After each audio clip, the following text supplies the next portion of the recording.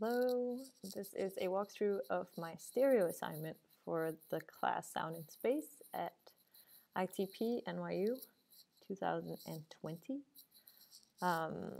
So here I have my max patch, this walkthrough. We'll just quickly go through what is actually going on in here. Up here is something that makes notes every 1 second, sends a bang. Over here creates a note, it routes them, so like it's not exactly every second, it's based on this route. And here we'll be able to see that signal. It goes into a selector that I can select here. So I get to choose whether I want to use this bit or whether I want to use this oscillator. I'll get back to that in a moment. Basically, it's a stereo setup. So down here, there's a audio signal, and that receives a left and a right channel. This down here is a reverb. This right here is oscillators for left or right channel. I have these two switches, which is like overall controlling the entire patch. This one switches between either using the note range, so like all of this stuff, or the oscillator, so this thing, it sends it through down into the speaker. But not until I've actually used this other switch to decide whether or not I want to manipulate this signal by a multiplication, this cycle, or this cycle.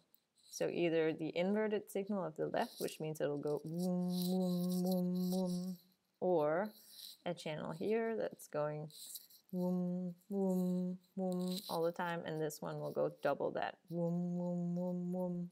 All right, let's turn this on. To turn on, I actually have to activate all of these. Could probably put a load bang in there, but I haven't, so like, because it's gonna just automatically set it to 0 anyway, so like still have to do it. But definitely make sure that this is on, that this is on, and then as I said, click these. Let's just start with the oscillators. Just very quickly, we're gonna compose something on in a moment, but very quickly, let's start with just oscillator. So this is the oscillator, always output. This is now going through the oscillator, always output. We'll start with just completely inverted signal.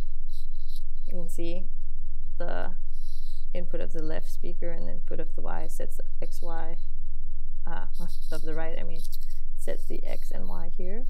So like as I turn this up,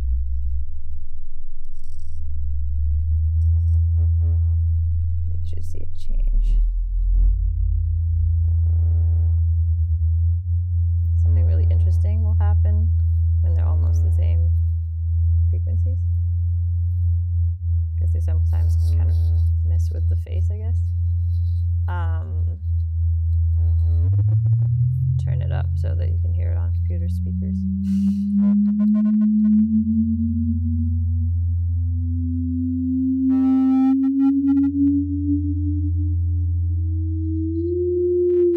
Let's maybe keep it around the same kind of numbers as this is doing, because then something interesting can happen when I turn on the other signal. So like sort of that range. Let's do the same for this.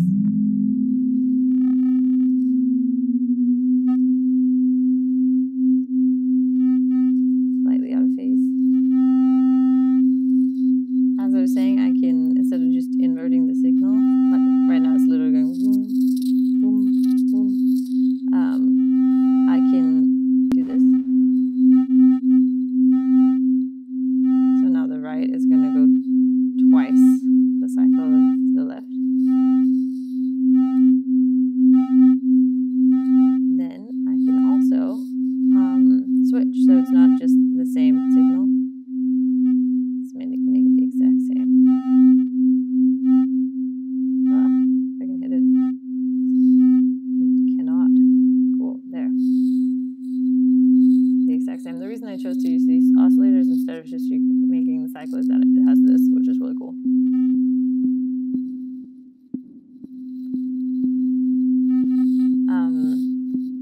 the reverb down here, which you can clearly hear now, can be taken off or on here.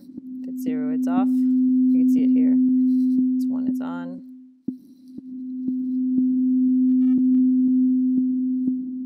It's being applied to both signals, but it's only really apparent when you use an ADSR. So you can't really hear it in the left channel because that's just a complete normal sine wave with an amplitude modulation, I believe it's called, if my signal processing class from undergrad serves me right. So here, let's switch this back to be an oscillator, exact same frequency. Let's now switch it to these MIDI notes instead.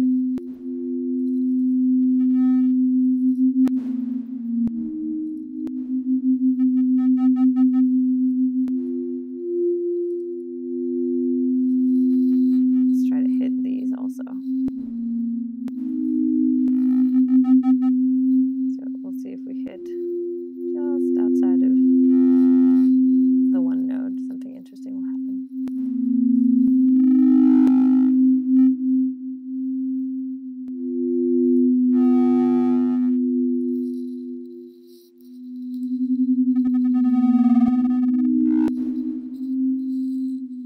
Cool.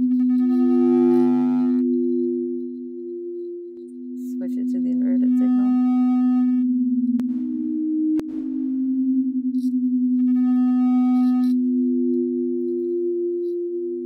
The reason it's getting these cutoffs is because I'm sending it a new note, I think, every 1 second, like with some holes in it. But my ADSR is a lot longer than that, so it's doing that thing where it tries to cut the signal, which makes it pop. I kind of liked it, so I kept it. All right, now let's close out of this video and